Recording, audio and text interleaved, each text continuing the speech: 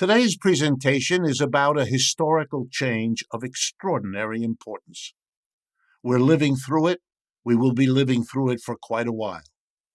It's nothing less than a shift of modern capitalism from a tendency in most cases to shy away from endorsing and supporting a powerful authoritarian state.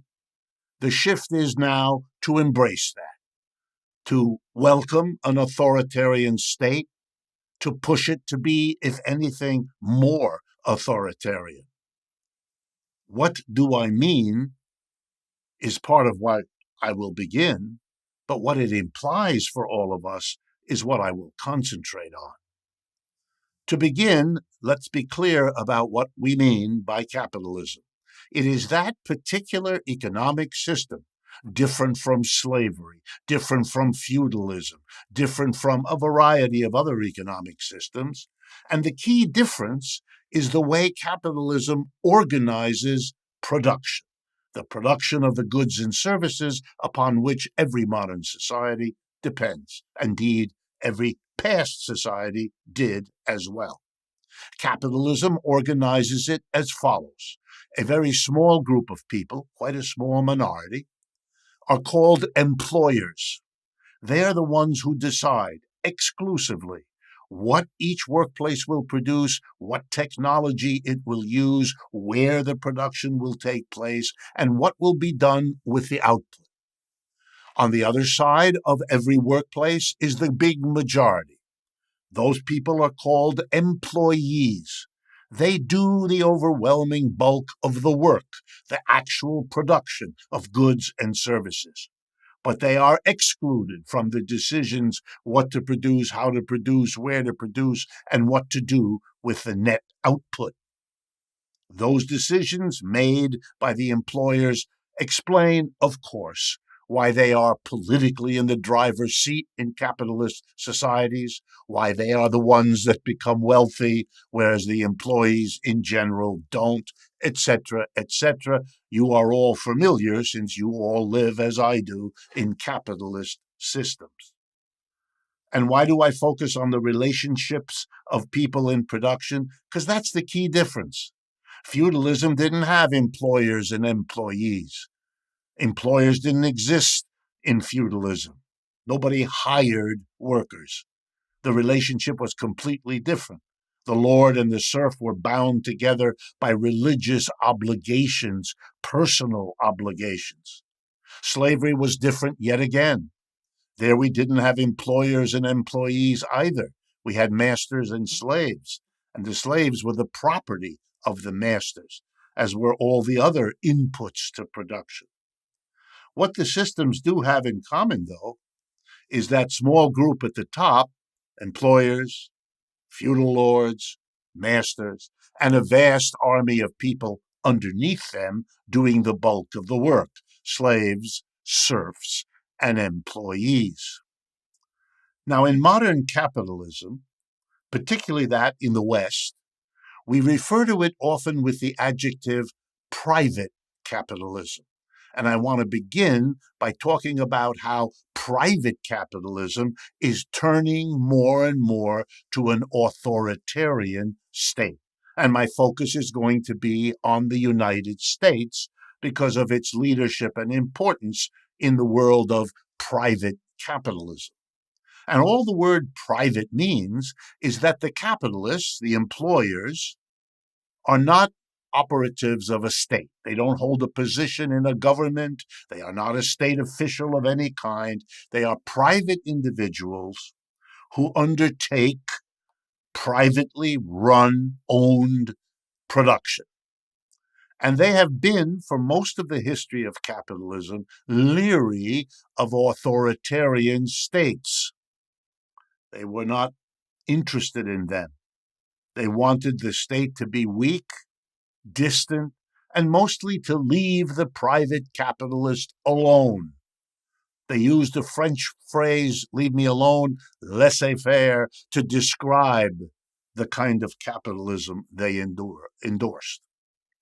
And private capitalism has been the norm in the United States, Western Europe, Japan, the old centers of capitalism over the last century or two.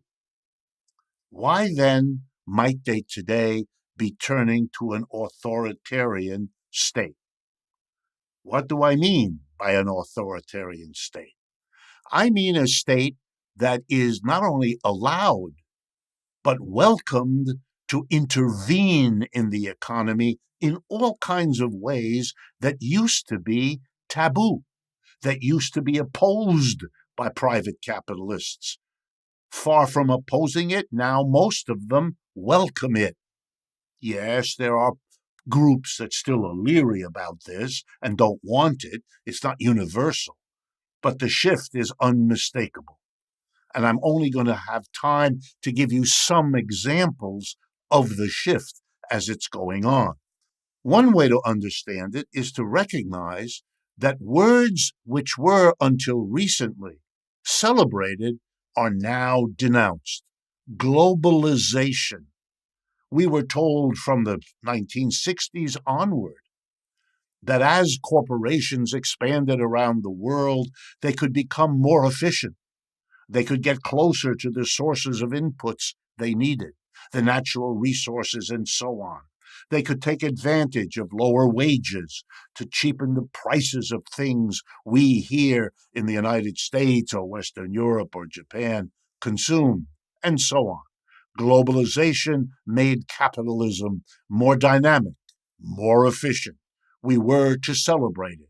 And our political leaders, Republican and Democrat alike, fell all over themselves cheerleading for globalization and for the other big term, neoliberalism, whose idea was simply let these companies go around the world.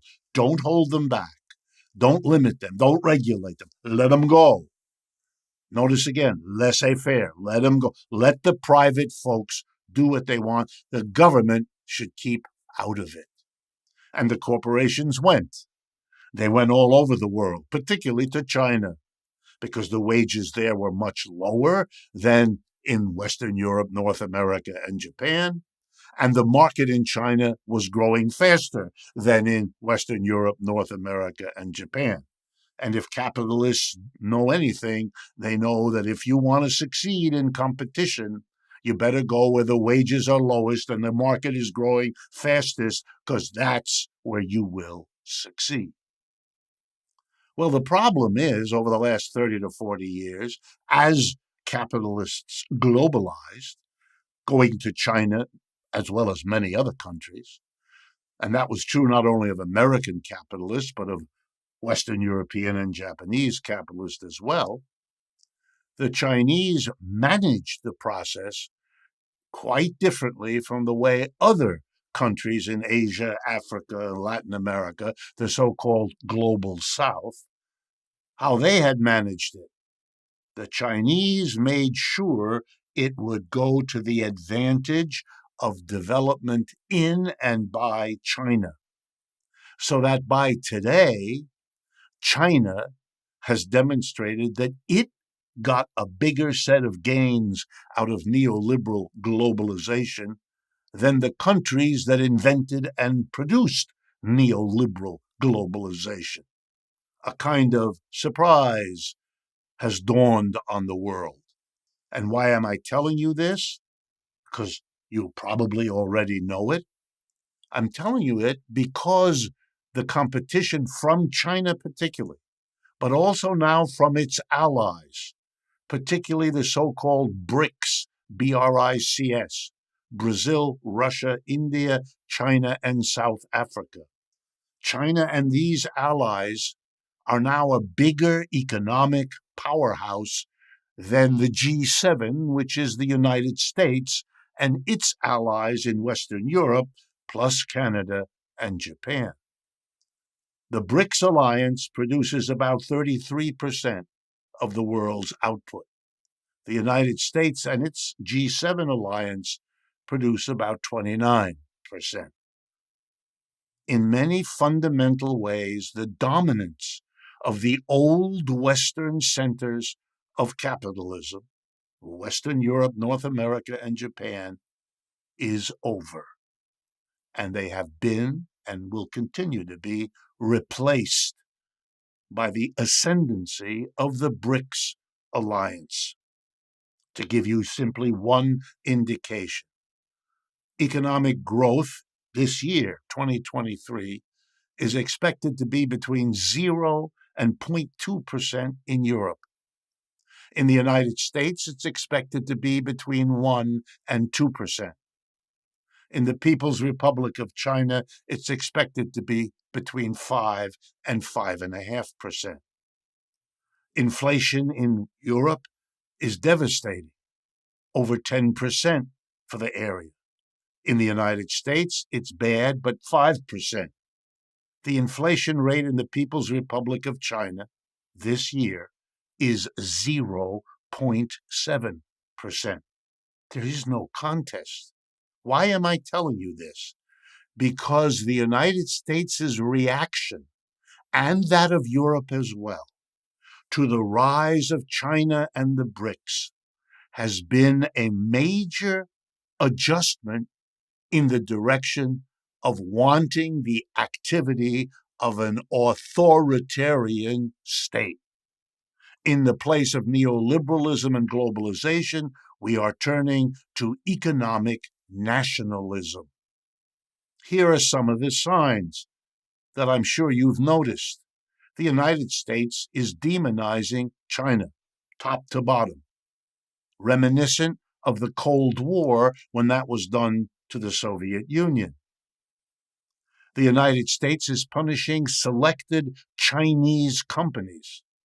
The United States government is threatening and sanctioning enterprises and governments around the world that trade with China. The United States is forbidding export of private companies' private outputs to China, particularly in the area of microchips. I could go on. President Trump hit China with tariffs, making every Chinese product more expensive in the United States because you had to pay not only the price of the good, but the tariff tax added by the United States on top of it. We have trade wars. The Biden administration has continued them. There is a governmental interference in our economy which would have made earlier generations totally outraged because it violates the notion that private capitalism is best left alone by a non-interfering, non-intervening government. Well, that's only the beginning of the story. The reality is that the United States' empire, the building up of which happened particularly after the Second World War, when the United States replaced the old colonial masters in Western Europe and Japan with its new informal empire. We didn't have colonies, with a few exceptions, but we very similarly managed. The United States has hundreds of military bases around the world in a way no other country has. No other country comes close. We operate an empire, and that empire is in deep trouble. It's shrinking. The war the United States went into in Korea ended in a kind of stalemate, not a victory. The war in Vietnam, an attempt to maintain the empire over there, the United States was flat out defeated. In Afghanistan, again. In Iraq, basically, again. Much of the pressure leading the United States to be so actively involved in the Ukraine war is also an attempt to hold on to a dominant world position that is in trouble, is shrinking.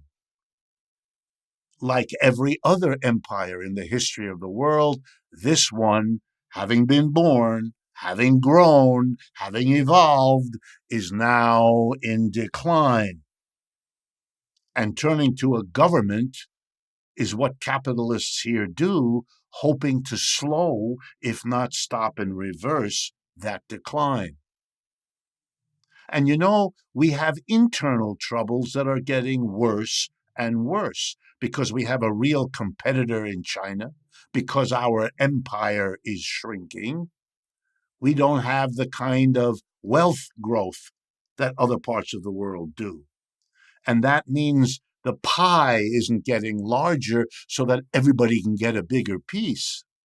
Those who are rich and powerful in the United States hold on in a shrinking situation to what they have. But if they do, if the pie is getting smaller, but the people at the top are holding on to what they had, then the people who aren't at the top are going to suffer a diminution, a decline in the standard of living. The mass of Americans are paying for the costs of a dying empire and of a serious competitor economically in China and the BRICS. And here are the forms of that shifting of the burden to the mass of people. The inflation, which raises the price of everything you buy without raising your income the same amount, so you can afford less. It's a way of distributing less goods and services to the mass of people. Cutting back government supports. Let's be clear. President Biden accepted 2 years of no increase in the budget for governmental programs for the mass of people. Well, if prices are going up at 5% a year, but you haven't allocated 5% increase each of the next 2 years, which is what Biden didn't do, well, then you are dictating a shrinkage of the quality and quantity of public services to the mass of the American people.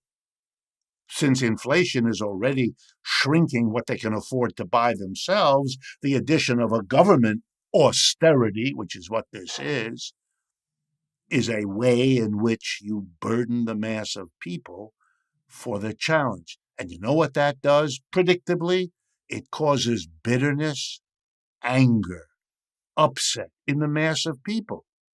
They were told if they work hard and go to school, they will enjoy a rising standard of living. They aren't. They were told they would be able to catch that American dream. They can't afford it, and they know it. The rents are out of control. The prices are out of control. The government isn't helping me more.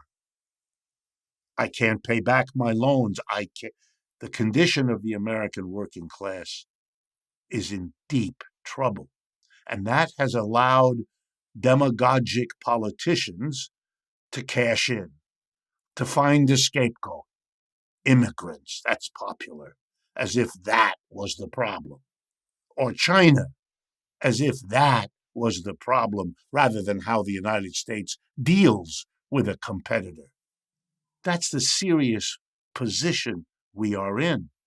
And we're getting a divided society. Some people know that what has to be done is, say, to relieve students of their debts, to relieve homeowners and others of their debts. People know. We need more funding so that colleges don't cost what they now do. We need all kinds of help to afford higher priced food and shelter. We know what we need, but we're not getting it, and that's dividing the country. Some people want to push for better help for people to get along.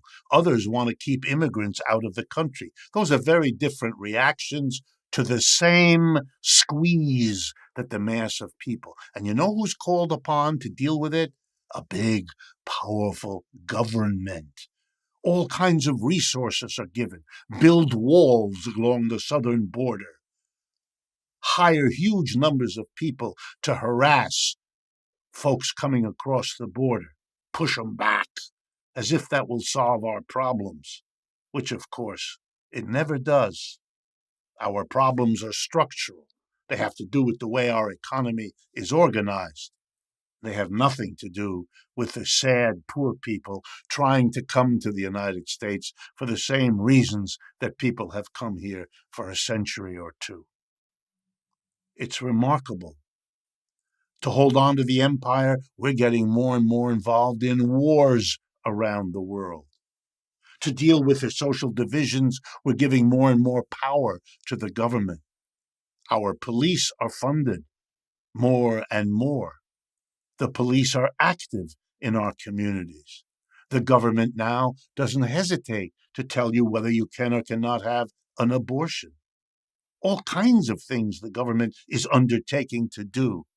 And yes, you hear the voices of the old conservatives who are opposed, but they're not stopping the process. It's mostly show. The reality is the government is getting more and more money. That's why we have the enormous deficits in our budget. What the government cannot tax because of the political opposition, it borrows from the same rich people and corporations who already have the dominant voice in what our government does. The inequality here in the United States adds to the social tension, and frightened people who have wealth look to the government to protect it. So all kinds of people, the poor want the government to help them. They're in a situation where they don't survive otherwise. We have a growing homeless problem. We have an enormous problem called food insecurity because our government dare not say the word we all understand better, which is called hunger. No, this is a society torn apart inside. That's why our politicians scream at each other. That's why nobody listens to the other side. There's no time, there's no space left. It's a society in trouble. Its internal tensions and contradictions are making the capitalists who used to keep the government relatively powerless are changing to make it more and more powerful. And we may like it or not like it, but the process is well underway, and it isn't going to stop anytime soon. You can see it even in the military. Busy fighting a war in Ukraine that apparently, according to President Biden, has made us, I quote, run out of ammunition, is busy provoking China in the South China Sea, right where they are, over this issue of Taiwan. Really? Are we going to fight a war there too? Are we going to risk it? Are we going to have a war between Russia and NATO? We are taking chances as a government that are extremely dangerous. And in a few minutes, I'm going to show you that there is a way to understand this process by looking at a very similar process at the end of feudalism. But before I do that, I want to turn and show that the powerful authoritarian government is also at work in the places in the world where capitalism isn't private, but is rather a state activity. I'm going to use as my example the other big economic power in the world today, the People's Republic of China. Now, here we see a society that is a mixture of private enterprise, private capitalism. And why do I call it private capitalism? Because it's private enterprises with a small minority of people who own and run it, and a large number of people who do the work.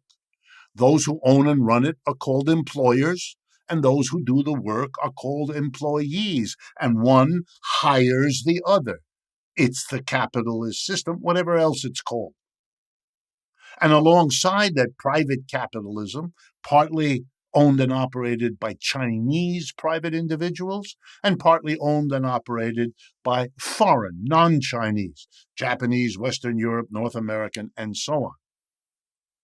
Alongside the private enterprises, there are state enterprises, enterprises owned and operated by the Chinese government at one or another of the levels of that government. I call them state capitalism. Why? Because they again adopt the same employer-employee organization of their enterprises, their factories, offices, and stores. They have chosen to do that. And for that reason, I call them capitalist, because they got that model from the capitalism of the rest of the world. Now, the Chinese call it socialism. Particularly, they call their society socialism with Chinese characteristics. Here's what they mean: that it's a mixture, as I've described it, of private and state enterprises. And that mixture is overseen, is controlled from above by a powerful communist party and the state government that is ultimately controlled by that party. So that's a very interesting model, quite different from the United States, which doesn't have a large sector called state-owned and operated enterprises, and doesn't have a powerful communist party, and is only now beginning to support an authoritarian state. So the Chinese already have one. So they're not, in a way, turning towards more of it, because they already, in a sense, have it. But why are they determined to hold on to it, as they clearly are, as you can see from the activities of the Chinese government and the leadership of the Communist Party? Well, there are two answers to that question. Here's the first one.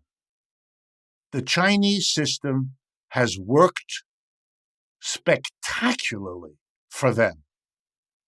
If this is not understood, most of the rest of what people are telling you in the media about China will be incomprehensible. And since the media don't like to say what I'm about to explain to you, that's why so much of it is incomprehensible. What enabled the Chinese to develop their own economy into the powerhouse it is today, along the way lifting 800 million people out of poverty, and some of the worst poverty the world had ever seen. And let's remember, 800 million Chinese, that's more than the population of the United States and Western Europe combined. And they became a powerhouse, and they can match the high-tech industries of the United States. Unbelievable. What did that was their particular model: the mixture of private capitalist enterprises, state capitalist enterprises, and a powerful authoritarian government and state coordinating and instructing and supervising and regulating that mixture of private and state enterprises. They're the model for every poor country in the world. How do you want to become not poor? How do you want to become big, rich, powerful? The Chinese are the model of models.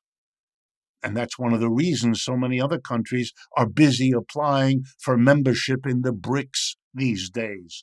They want to go to where it seems the effort to get out of poverty works fastest and best. I am not endorsing Chinese society, politics, civil liberties, or the absence thereof. I'm talking about economics, because we're concerned with the relationship between the capitalist economic system, employer-employee organization on the one hand, and a powerful state on the other. I told you there was a second reason for why the authoritarian state is already a fixture in the state capitalisms of the world. It's because of the socialism of the 19th and 20th centuries. This idea of a society beyond, after capitalism, tended to focus on the government. Socialists tended to be those who felt that the failures and flaws of capitalism could and would and should be offset, overtaken, overthrown by having a powerful government do for the mass of people what a private capitalism failed to do. In other words, socialism was associated, as I'm sure many of you still do, with a powerful state. So if that's what you thought socialism was, and you made a revolution like the Chinese did in 1940, the late 1940s, culminating in their victory in 1941, then the system you set up has a strong state in the hands of a communist party. That's the logic of what socialism meant in those days.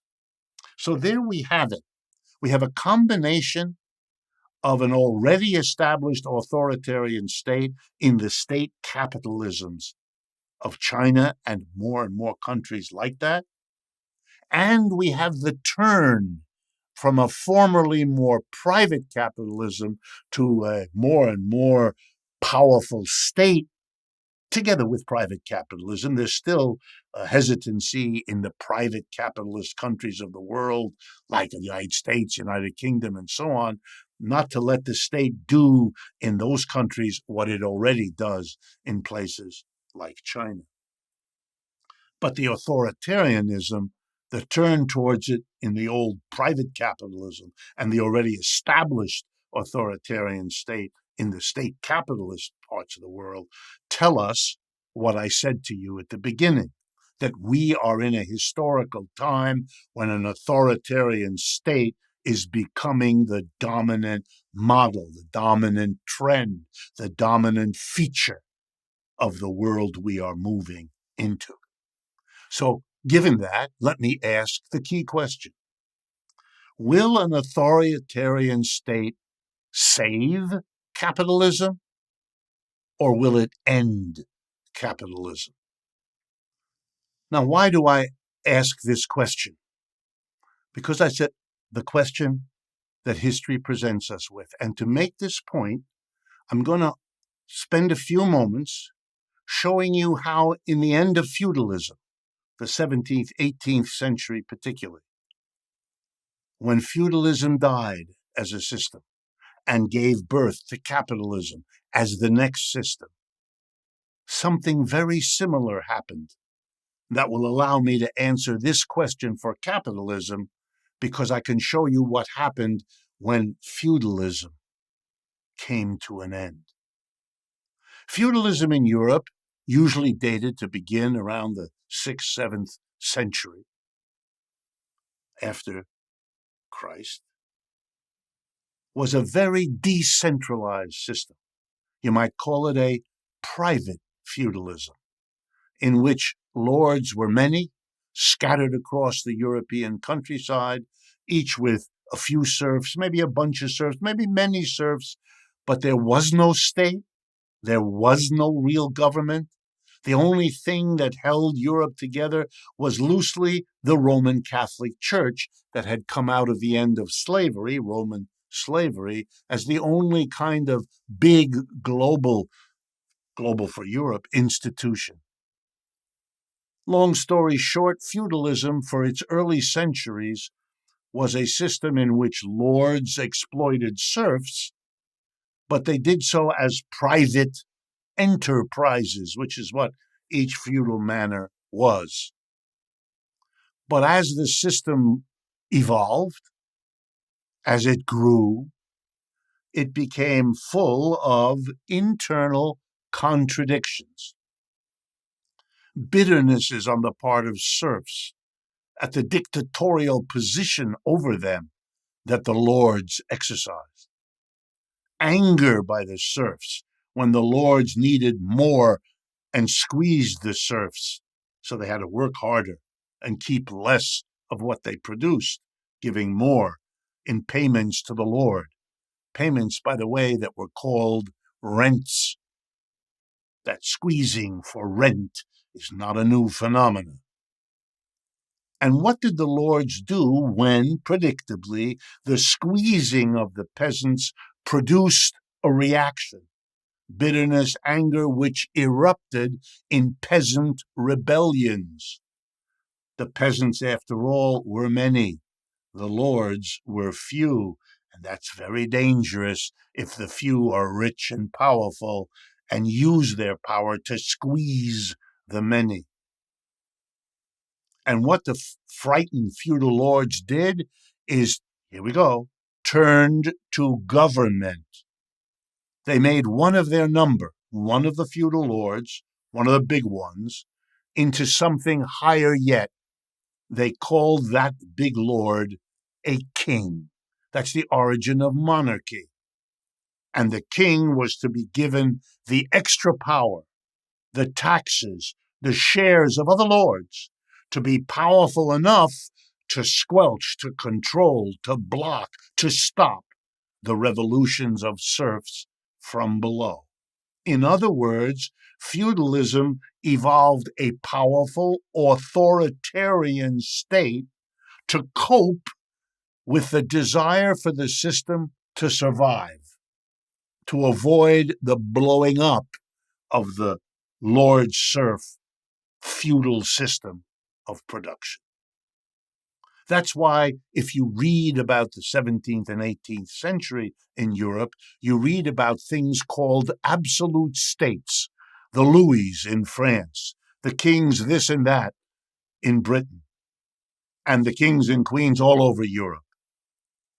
These were powerful states, a kind of authoritarianism of the state that was created out of feudalism's evolution as an attempt to save the system from its own internal explosions.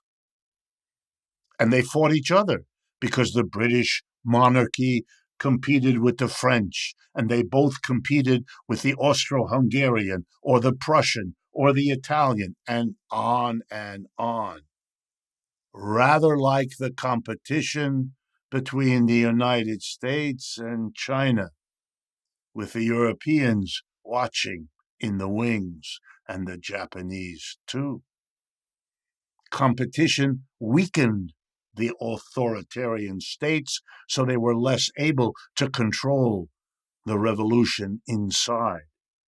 What finally defeated British monarchy, French monarchy, and so on, were eruptions from inside. The French Revolution, the English revolutions, and so on. So to answer the question I posed, the turning to authoritarian states in feudalism both allowed the system to survive for centuries longer than it could have otherwise, and yet those absolute states were also the beginning of the end. The revolutions in England, the revolutions in the United States, the revolutions in France were all directed against the powerful king. That absolute state came to stand for everything that people didn't want anymore to continue. The American Revolution of 1776 was directed against George III, King of England. The famous revolution in France in 1789 was directed against Louis, the King of France, and so on. So it turns out that the turn to authoritarianism in feudalism was both a way to save it and a way to end it. So the answer to the question I would propose to you, is the turn towards authoritarianism going to save capitalism, or is it going to end it? My proposal to you is to answer with the word, it's going to do both. It will keep it going for a while. It will solve some problems that might have been explosive if the government hadn't stepped in. For example, the last 2 years have been a devastating inflation for the American working class. The government stepped in and extraordinarily raised interest rates very fast over the last 18 months. That's going to lose millions of people their job, but it seems to be bringing down inflation. It's a problem. It gives the government yet more power. It makes all kinds of people critical of the government, and in the long run, that's quite dangerous. But it gets them out of the mess of an inflation, at least for a while. The attempt under Trump to let the private sector deal with the pandemic was such a complete failure that the government had to come in a massive way, freaking the people out by the government mandates and the government controls and the government. But that was the way to cope when it was clear that other countries were coping with COVID way better than the United States. The death statistics, more Americans died than in many countries with a much less developed medical system. That's not because our medical care isn't all that good. It's because the way we organize who gets to access medical care and who doesn't is a big problem we are afraid as a nation to address. Too much obstacle from private capitalists. Well, then where are we left? Well, we're left with wondering how far the turn to the authoritarian state is going to go. You know, the American government has been punishing Chinese companies. It's been punishing American companies that do business of various kinds in and with China. Where will that stop? Why would we expect that the American government won't begin to choose and play favorites among American companies here, favoring one region or another, one industry or another, one company or another? Is the effort of the government to shape family life, which is powerful, is that going to continue? Are we going to be told that if you're trans or if you're gay or if, then you don't get this, you do? The government is being brought in to block, to change, to stop, to intervene. Wow. The government is becoming the plaything for everyone with a special interest to get what they want when they can't get it without the government stepping in. No one knows the answers to these questions. But we do know that the world is becoming a very dangerous place because nationalism here in the United States adds one of the most powerful countries in the world to the list of countries focused on their national needs and therefore bumping into other countries focusing on theirs, introducing frictions for which the answer in the past has been war.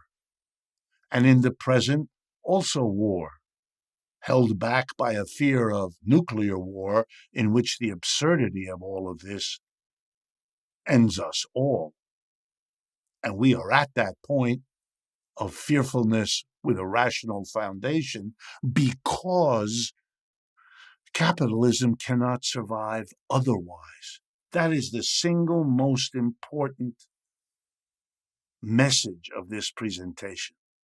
The problems of capitalism, especially in its old centers, Western Europe, North America, and Japan, are producing conflicts, tensions, scapegoating, bitterness, and divisions that threaten the future of capitalism. And yet all that's happening is more and more turning to the government to solve the problem, which is how we got in to this level of authoritarianism in the first place. In other words, it's not slowing down and it's not stopping.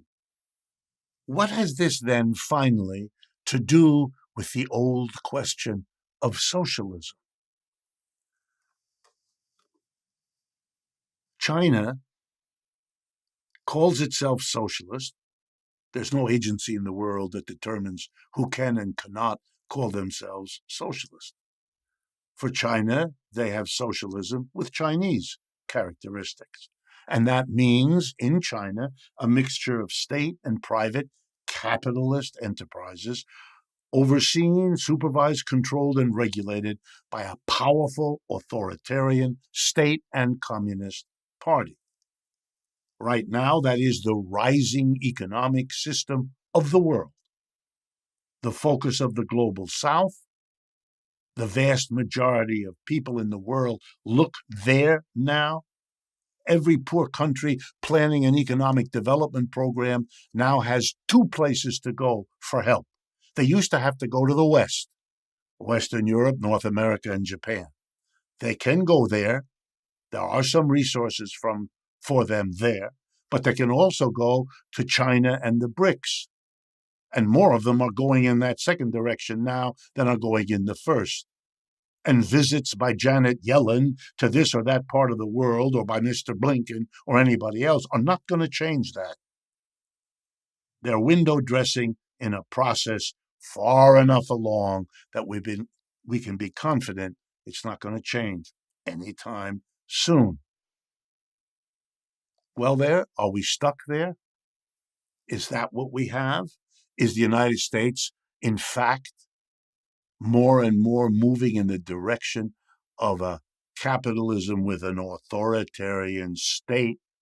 Are we moving in a direction that might have a merger in which the big capitalist corporations and the government become intertwined?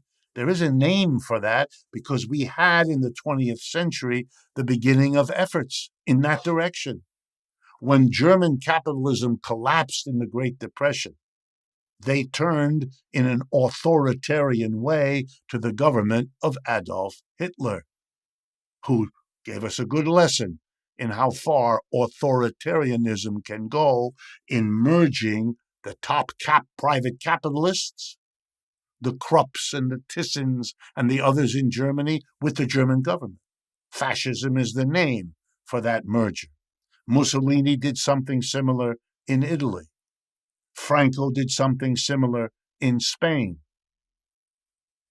We are now doing something similar. The merging of big business and the government.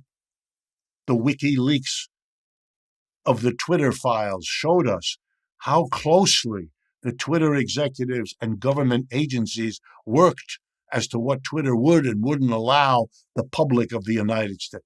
Well, who's controlling? It's not the Twitter. It's not the government. It's Twitter and the government working together. That is the direction in which we are going. Is the only socialism then we can imagine something like what we're seeing? And if so, doesn't that support the idea that socialism is not something progressive people are going to be drawn to?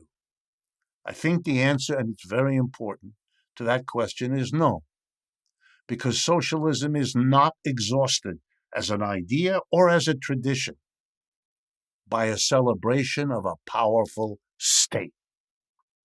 Did socialists do that? Yes. In the conditions of the second half of the 19th and the 20th century, socialism came to mean for most people a powerful state, offsetting the harsh edges of private capitalism.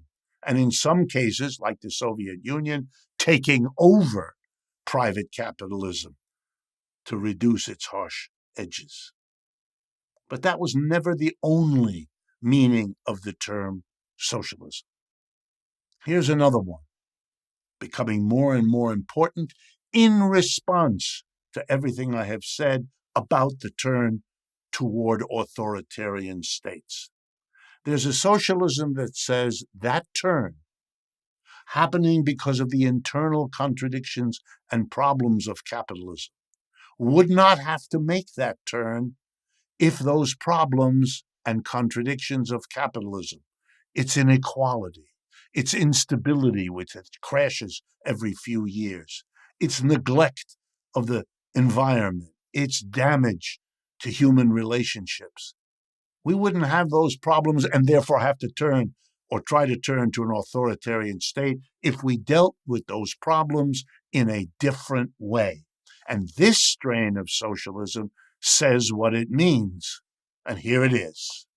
We have to, say these socialists, change the organization of production. We have to go back to the basics. If capitalism is the relationship between employer minority and exploited majority employees, if it has that structure in common with the lord and the serf and the master and the slave, then that's the problem. That the solution to the difficulties, the inequalities of capitalism is to not allow that basic structure to continue. If a tiny minority runs the business, of course they will take the bulk of the profits for themselves. They'll become the rich. And the employee who doesn't get a cut of the profit won't be able to do likewise. And there we have the division between the rich and the poor in capitalism, the capitalist way of reproducing inequality, which we know more and see more around us now than perhaps in the history of capitalism. You want to get rid of that? Get rid of the employer-employee structure. Substitute an old idea of socialism, that the workplace should be a democratic collective. Every person at a workplace has an equal vote. Democracy in the workplace. Not just democracy where we live so we can choose the mayor, the congressperson, the president. Democracy in the workplace so we can choose what to produce, how to produce, where to produce, and we can together decide what we're going to do with the fruits of our labor. Are we going to give a lot of them to the 2 or 3 people at the top, the Elon Musks of this world? Or are we going to say, we all help to produce the output, we all get a reasonable share? Not some people sending rockets to the moon or to the bottom of the ocean when other people cannot feed themselves, send their kids to school, etc. No, no, no, no. Democratic workers together wouldn't divide the wealth that way. We wouldn't have anything like the inequality we have now. Yeah, there are solutions that don't require you to stay with the private capitalism we had before or to make the turn with that capitalism to authoritarian states now. Those are not the only options. A return to some other theories and strains and tendencies inside socialism, particularly the one that has to do with dealing with the workplace, the factory, the office, the store, to democratize it in order to break the power that is wielded by that employer minority. A final thought that reiterates something I have said before.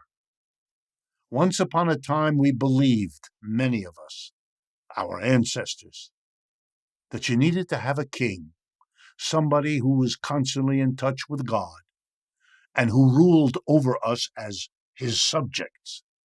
Because if we did away with the king, the society would fall apart. It wouldn't have a leader. It wouldn't have a guide. It wouldn't have somebody talking to God. Well, at a certain point, most of us in most countries got rid of the kings and queens. The few that are left are mostly figureheads, ceremonials, no real power. We got rid of kings, and guess what? Society didn't fall apart. Civilization didn't unravel. We didn't all die in a terrible fire. Well, the kings and queens we thought we got rid of fooled us. They changed their names and reappeared somewhere else, and now we have them trapped. Here's their new name, CEO. Inside the enterprise, they are the king. They have an unchecked power. They can do pretty much whatever they want without impacting, with enormous impact on the employees, but the employees have no power over them. They don't elect them. They can't recall them. In fact, if they say boo, the CEO can have them fired. You think there are unions who protect? Where there are unions, they have a hard time protecting. And in the private sector, where our CEOs are, 6% of American employees are members of a union. The other 94% have no union to protect them. We got rid of the kings, and our political lives didn't fall apart. We can get rid of the kings inside our workplaces, and our workplaces will not fall apart, and they will produce as good or better than they did before. But we will not have many of the worst problems of this society that come directly out of the employer-employee organization of capitalism. Capitalism in private enterprises, but capitalism also in state enterprises. And the question remains for all of us in the private capitalist economies that are still that, and in the state capitalist economies. What about that socialist demand for the democratization of the workplace?